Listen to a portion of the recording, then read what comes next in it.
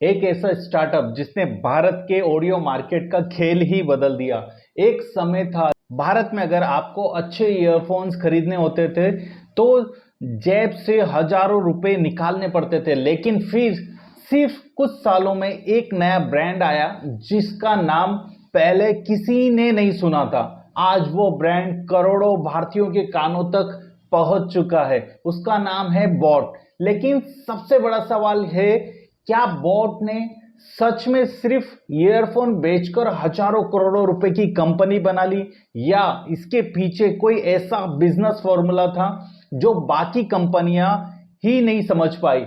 आज की कहानी सिर्फ बोट की नहीं, बल्कि उस सोच की है जिसने भारत का कंज्यूमर इलेक्ट्रॉनिक्स मार्केट बदल दिया। और यकीन मानिए, वीडियो के अंत तक आप बिजनेस को देखने का तरीका बदल देंगे। आज पूरा देश अमन गुप्ता को शार्क टैंक के जज के रूप में जानता है, लेकिन उनकी जर्नी इतनी आसान नहीं थी। अमन गुप्ता बचपन से एंटरप्रेन्योर नहीं थे। उन्होंने सीए की पढ़ाई की हुई थी, एमबीए किया और कई बड़ी कंपनियों में नौकरी की, बिजनेस किया, दुनिया के करीब से समझा। लेकिन एक बात उन्हें हमेशा परेशान करती थी कि भारत में कंज्यूमर प्रोडक्ट या तो बहुत महंगे हैं या बहुत खराब क्वालिटी के, बीच का कोई ऑप्शन ही नहीं था भारत में। यहीं से उनके दिमाग की एक सवाल आया, अगर एप्पल जैसी फीलिंग लेकिन भारतीय बजट में मिले तो क्या होगा? यही सवाल आगे चल के बोट बना। बोट का कंपनी का स्टार्टअप 2016 में हुआ। अमन गुप्ता और समीर मेहता ने मिलकर बोट की शुरुआत किया। अब आप सोचते रहे होंगे कि क्या शुरुआत में ईयरबड्स बनाते थे? नहीं, उन्होंने सबसे पहले चार्जिंग केबल्स और मोबाइल एसेसरीज बेचना शुरू किया। क्यों? क्योंकि मार्केट समझना था, कंज्यूमर क्या चाहता है, किस प्राइस पर खरीदना चाहता है और किस क्वालिटी पर वापस कस्टमर रिपीट होते हैं, सब सीखना था। उन्होंने धीरे धीरे कंज्यूमर रिव्यूज पढ़े, अमेज़न रेटिंग देखी और कॉम्पिटिटर्स के एनालिसिस किया। फिर उन्होंने एक फैसला लिया, अब ऑडियो मार्केट में उतरना है। एक कहानी बदलने वाली थी। पहला बड़ा दाव उन्होंने एक रूल बनाया, प्रोडक्ट ऐसा होगा जिसे देखकर लगे प्रीमियम है, लेकिन प्राइस देखकर लगे इतने में मिल रहा है, क्या इतने में ही मिल रहा है? यानी प्रीमियम लुक, अफोर्डेबल प्राइस और स्ट्रॉन्ग ब्रांडिंग, यही फॉर्मूला था अमन गुप्ता का। जब पहला बोट प्रोडक्ट आया तो लोगों ने इतना कम कीमत में इतना अच्छा डिजाइन, धीरे धीरे रिव्यूज आने लगे और ऑर्डर बढ़ने लगे। अमेज़न और फ्लिपकार्ट और बोट का नाम दिखने लगा, लेकिन अमेज़न और फ्लिपकार्ट पर बोट का नाम दिखने लगा, लेकिन जो असली धमाका होने वाला था वो अभी बाकी था। क्योंकि अगले पार्ट में बोट सिर्फ प्रोडक्ट नहीं बेचेगा, बल्कि पूरे भारत के यूथ लाइफस्टाइल का एक हिस्सा बनने वाला है। यहीं से शुरू होगी उस मार्केटिंग स्ट्रेटेजी की कहानी जिसने सोनी, जेबीएल और ब्रांड्स की टेंशन बढ़ा दी। भारत की सबसे स्मार्ट मार्केटिंग स्ट्रेटेजीज में से एक, प्रोडक्ट नहीं लाइफस्टाइल बेचना। जबकि कंपनियां सिर्फ ईयरफोन्स बेच रही थी, बोट ने कुछ अलग किया। उन्होंने सोचा हम प्रोडक्ट्स नहीं बेचेंगे, हम लाइफस्टाइल बेचेंगे। उनके विज्ञापनों में सिर्फ ईयरफोन्स नहीं दिखते थे, बल्कि जिम, म्यूजिक, ट्रैवल, गेमिंग और कॉलेज लाइफ, फिटनेस। यानी बोट ने युवाओं को यह एहसास दिलाया कि अगर तुम मॉडर्न हो तो बोट तुम्हारा एक ब्रांड है। यहीं से बोट ने एक इमोशनल कनेक्शन बनाना शुरू किया। यानी सिर्फ म्यूजिक नहीं, एक experience influencer marketing game changer. अब सोचिए, अगर आपके पास में करोड़ों रुपए का टीवी एडवर्टाइजिंग बजट नहीं हो तो ब्रांड कैसे बनाया जाए? यही अमन गुप्ता का मास्टर स्ट्रोक सामने आया। उन्होंने टीवी से पहले सोशल मीडिया को चुना।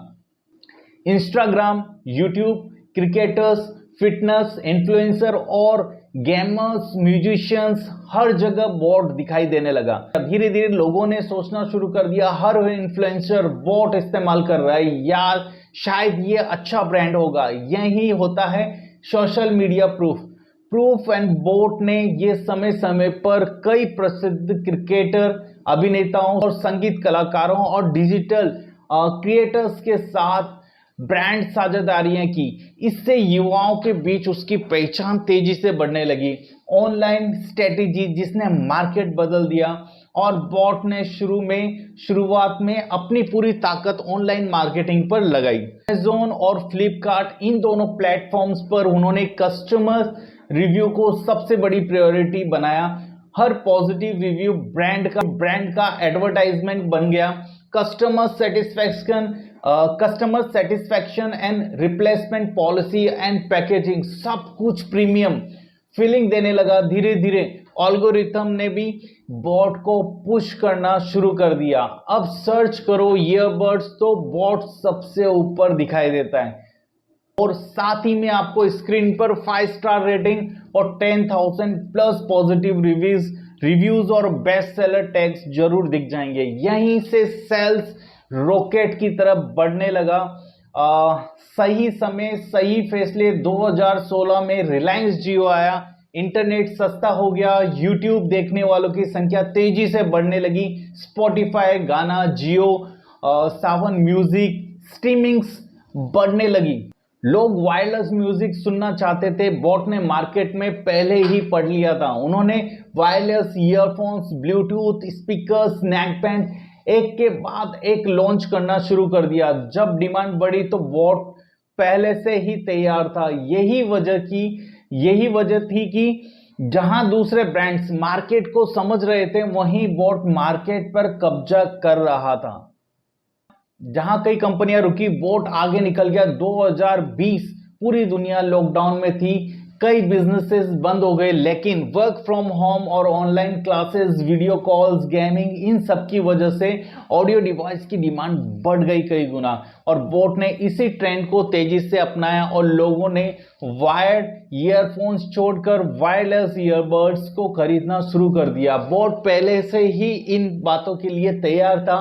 ये सही समय था जब कंपनी की ग्रोथ ने नई रफ्तार पकड़ी। मार्केट लीडर बनने की कहानी कुछ ही वर्षों में बॉट भारत के सबसे बड़े ऑडियो ब्रांड में गिना जाने लगा। अब जो ब्रांड कभी अमेज़न पर रिव्यू के लिए संघर्ष कर रहा था, वो लाखों ग्राहकों की पसंद बन चुका था। लेकिन जितनी तेजी से कोई ऊपर जाता है, उतनी ही तेजी से चुनौतियां भी सामने आती है। अब सवाल यह है, क्या बॉट की सफलता हमेशा ऐसी ही चलती रही? बिल्कुल नहीं। कंपटीशन बढ़ा, प्रॉफिट पर दबाव आया, आईपीओ की चर्चा हुई और मार्केट बदलने लगा। क्या बॉट का गोल्डन पीरियड खत्म हो रहा है? हर सक्सेस स्टोरी में एक ऐसा मोड़ जरूर आता है जहां लगता है अब आगे क्या। बॉट भी इसी सवाल से बच नहीं पाया। जिस कंपनी ने कुछ ही सालों में करोड़ों लोगों का दिल जीत लिया, अब उसी के सामने सबसे कठिन परीक्षा थी, क्योंकि मार्केट बदल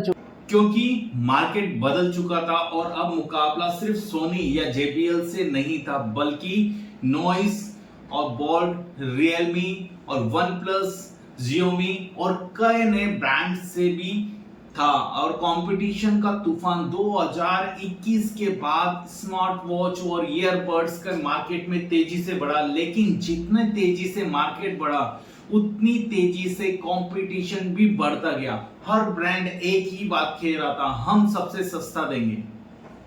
प्राइस वॉर शुरू हो चुकी थी। आज जो ईयरबड्स 3000 में बिकते थे, समय बाद उनके जैसे फीचर्स 1500-2000 की रेंज में मिलने लगे। अब बॉट के लिए सिर्फ ब्रांडिंग काफी नहीं थी, उसे लगातार नए फीचर्स, बेहतर क्वालिटी और इनोवेशन पर भी ध्यान देना पड़ा। कंपनी ने अपनी योजनाओं में बदलाव किया। यही फैसला कई लोगों के लिए चौंकाने वाला था, लेकिन यही समझदार बिजनेस की पहचान होती है। हर समय मार्केट में आना जरूरी नहीं होता, सही समय पर आना जरूरी होता है। क्या बोट सिर्फ मार्केटिंग ब्रांड है? बोट की सबसे बड़ी ताकत उसकी ब्रांडिंग रही है, लेकिन कुछ लोग ये सवाल भी पूछते हैं, क्या सिर्फ मार्केटिंग से कोई ब्रांड लंबे समय तक मार्केट में टिक सकता है? जवाब है नहीं। अगर प्रोडक्ट क्वालिटी और कस्टमर एक्सपीरियंस और इनोवेशन साथ ना हो तो कोई भी ब्रांड लंबे समय तक मार्केट में नहीं टिक सकता। यही वजह है कि बोट लगातार नए प्रोडक्ट्स लॉन्च करता रहता है और बदलती मांग के अनुसार अपनी रेंज भी बढ़ाता रहा है। मार्केट गैप को पहचानो, जहां लोगों की समस्या हो वहीं सबसे बड़ा बिजनेस अपॉर्चुनिटी होती है। अब एंटरप्रेन्योर्स के लिए 5 सबसे बड़ी सीख। लेसन नंबर 1, मार्केट गैप को पहचानो, जहां लोगों की समस्या हो वहीं सबसे बड़ा बिजनेस अपॉर्चुनिटी होती है, ध्यान रखिए। लेसन नंबर 2, ब्रांडिंग सिर्फ लोगो नहीं होता, ब्रांडिंग का लोग आपके नाम पर भरोसा करें। लेसन नंबर 3, कस्टमर एक्सपीरियंस सबसे बड़ा एडवर्टाइजमेंट होता है। अगर कस्टमर खुश है तो वो आपका मार्केटिंग मैनेजर है।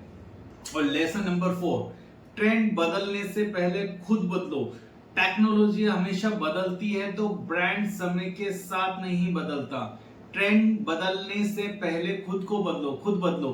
टेक्नोलॉजी हमेशा बदलती है, जो ब्रांड समय के साथ नहीं बदलता वो पीछे रह जाते हैं। लेसन नंबर 5, बिजनेस मैराथन है, स्प्रिंट नहीं। तेज ग्रोथ अच्छी है, लेकिन लंबे समय तक टिके रहना उससे भी ज्यादा मुश्किल है। दोस्तों, बोट की कहानी हमें यह नहीं सिखाती कि करोड़ों की कंपनी बनाना आसान है, बल्कि ये सिखाती है कि अगर आप सही समय पर सही प्रॉब्लम पहचान ले तो कस्टमर की जरूरत समझें और लगातार खुद को बदलते रहें तो छोटी छोटी शुरुआत भी बड़ी सफलता में बदल सकती है। आज बोट भारत की सबसे पहचाने जाने वाली कंज्यूमर इलेक्ट्रॉनिक्स ब्रांड में से एक है, लेकिन असली सवाल अब भी वही है, क्या बोट अगले 10 सालों तक भी अपनी यही पहचान बनाए रख पाएगा या फिर कोई नया स्टार्टअप उसी तरह बोट को भी चुनौती देगा, जैसे कभी बोट ने